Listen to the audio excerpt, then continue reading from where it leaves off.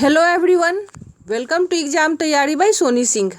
आज हम लोग कर्नाटक युद्ध देखेंगे। तो प्रथम कर्नाटक युद्ध, द्वितीय कर्नाटक युद्ध और तृतीय कर्नाटक युद्ध। तो प्रथम कर्नाटक युद्ध 1746 से 1748 के बीच हुआ।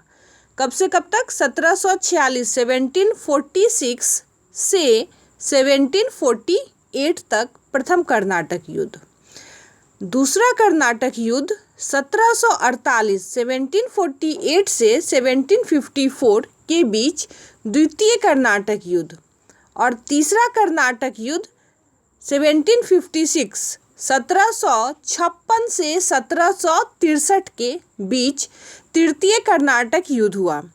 अगर आप हिस्ट्री को, इतिहास को एक दूसरे से रिलेट कीजिएगा तो पता चलेगा कि 1947 में जब देश आज़ाद हुआ उसके एक साल पहले मतलब 1946 में भारत भी लड़ाई लड़ रहा था।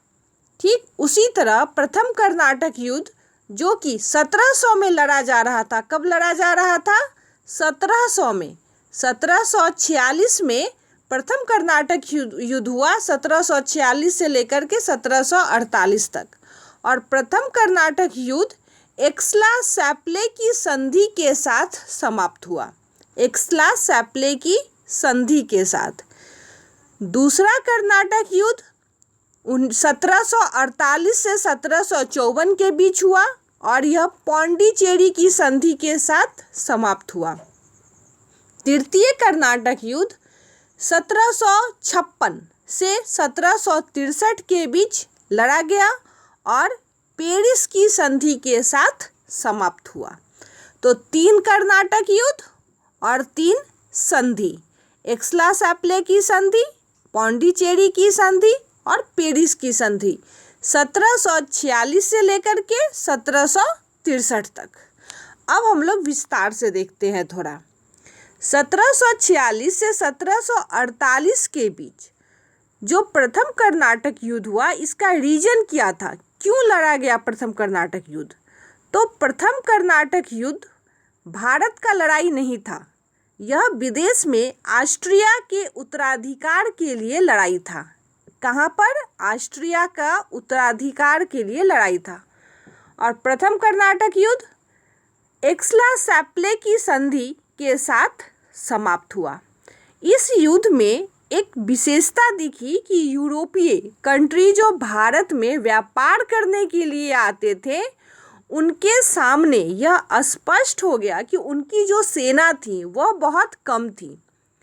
तो उन्हें ये समझ में आ गया कि छोटी और अनुशासित सेना बहुत बड़ी भारतीय सेना को आसानी से पराजित कर सकती है। यह प्रथम कर्नाटक युद्ध में प्रदर्शित हो गया। यहीं से उन लोग अपना भारत में एक गढ़ बनाने की कोशिश में लग गए, मतलब भारत पर कब्जा करने के लिए अग्रसर हुए।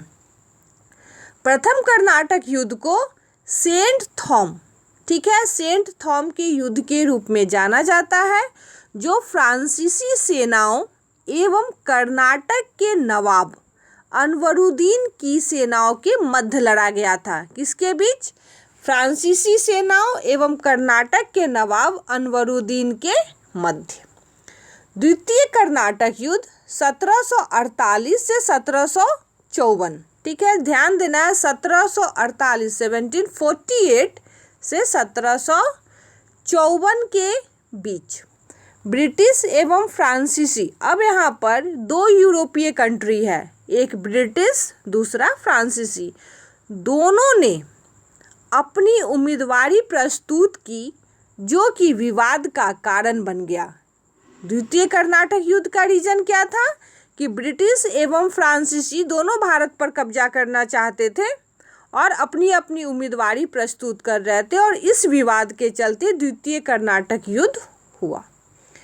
द्वितीय कर्नाटक युद्ध पौंडीचेरी के आसपास के क्षेत्र एवं उड़ीसा तट, मुसलीपट्टनम सहित कुछ क्षेत्रों को फ्रांसीसियों को दे दिया गया द्वितीय कर्नाटक युद्ध में।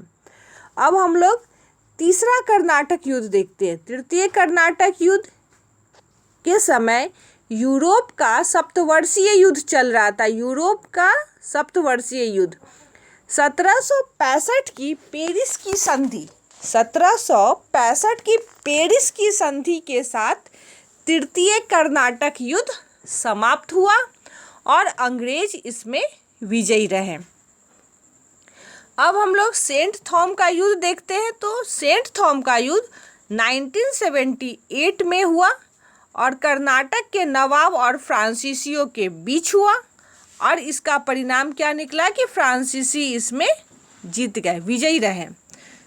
अंबूर का युद्ध 1749 में हुआ, 1749 में, और यह डुप्ले, मुजफ्फरजंग, चंदा साहिब एवं फ्रांसीसियों की संयुक्त सेना ने 1749 में 1749 में अंबूर के युद्ध जो कि वेल्लोर के पास में लड़ा जा रहा था उसमें अनवरुद्दीन को पराजित कर उसकी हत्या कर दी गई। किसकी हत्या कर दी गई? अनवरुद्दीन की। इसका परिणाम निकला कि जो त्रिगुट थे ये डुप्ले, मुजफ्फरजंग, चंद साहिब ये सब जीत गए।